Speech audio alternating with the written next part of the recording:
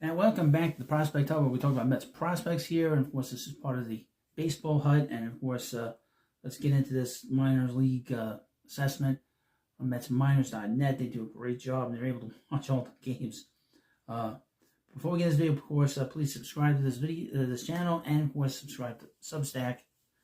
And of course, leave comments in the comment section.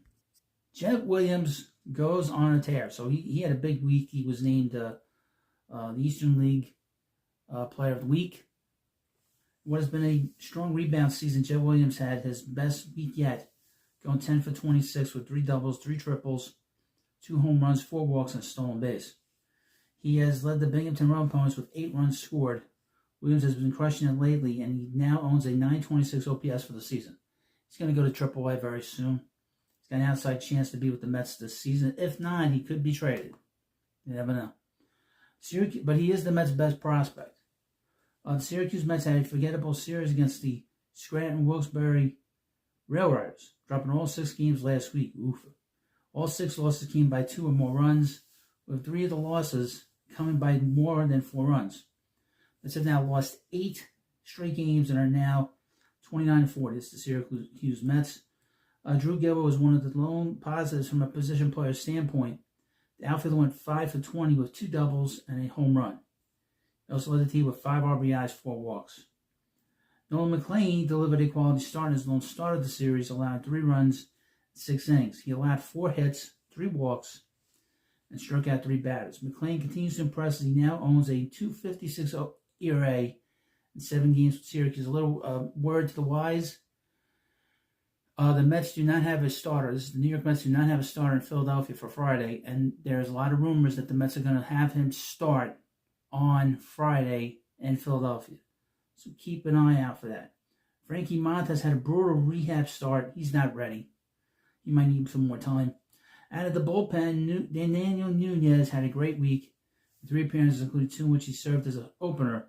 Nunez tossed 3 hitless innings, so he's getting close to coming back. Double-A. The Run Ponies won their series against the Richmond Flying Squirrels, winning 4 games and losing 1. In addition to what Jett Williams provided, Binghamton also received phenomenal performances from 2 of their other notable position players, Ryan Clifford and Kevin Parada.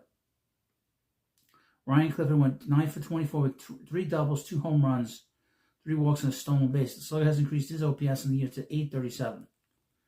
Parada continues to be on the tear as he went 7 for 16 with 3 doubles and 2 home runs. The former first-round pick and former big prospect, who many consider a non-prospect at this point, suddenly has his OPS up to 713.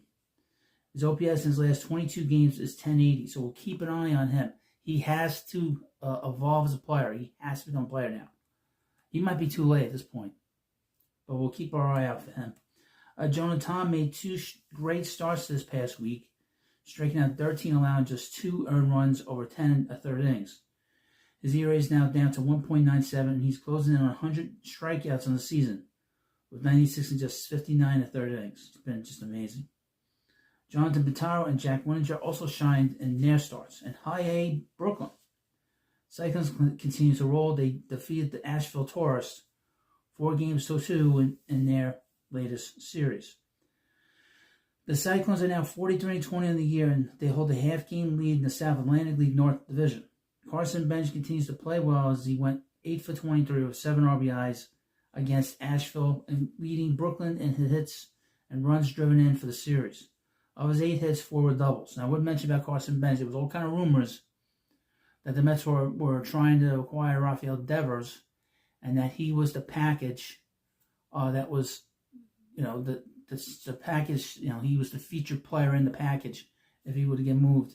But the thing was, those talks fell apart because the Red Sox didn't want to take part of the contract of Devers. He just wanted to get out of the contract totally.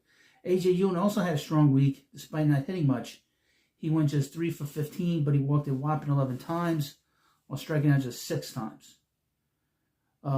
Ewing's full season OPS between 2 affiliates lowered to 926, but he raised his stolen base total to 45, being caught 5 times. He has 31 stolen bases, I believe, in Double-A. Marco Vargas rebounded this week after coming into the series against Nashville with a 582 OPS. Vargas has just a 615 OPS in Brooklyn and a 732 OPS overall, but his OPS over his last 7 games is 881. There's no on base plus slugging. That's what that is. Brendan Gurton delivered a brilliant performance in his start for the Cyclones, tossing 5 perfect innings and striking out 6. Gurton has had a fantastic season. I would expect that he will be going up on prospect lists in another month or so, especially after the draft. Will Watson and R.J. Gordon had nearly identical outings, though Gordon's performance came out of the bullpen. Regardless, both pitched wonderfully and added onto their strong seasons as well. In more rehab news, Sean Manaea made a pair of rehab starts for the Cyclones. His first start of the week was encouraging as he struck out 4. And as long as he's pitching, that's all that matters. When the bell rings for these guys, they'll be ready. Low A St. Lucie, the Mets won 4 of their 6 games against the Daytona Tortugas, moved to 34-28. Colin Houck, like Kevin Parada, is having a bit of a resurgence after initially struggled as a first round pick. Houck went 8 for 26 during the week with a double, a triple, 2 home runs, 3 walks, and 2 stolen bases. His OPS in the season now 804. So this is quite the rebound for that young man. Trey Schneider and Trace Woolhoit also had similarly great weeks. Channing Austin, pitcher, also made a good start, throwing 4 scoreless innings with 4 strikeouts. For Complex League Mets, won 1 of 4 in their 5 games this past week. The DSL Mets had a great week, winning all 4 games they played to improve to 7-3. The DSL Mets Blue split their 4 games, going 2-2 to move to 2-8. Elian Pena finally got on the board with his first hit of his professional career after a long hitless stretch to begin his time down in the Dominican. And he also had his first professional home run in Monday's suspended game. That game will be completed later in the season. Well, isn't that good? That's cool. So, he's a big prospect, and he's the 3rd best prospect that the Mets signed this past winter. So, I want to thank you for coming by. Please subscribe, and I'll see you later.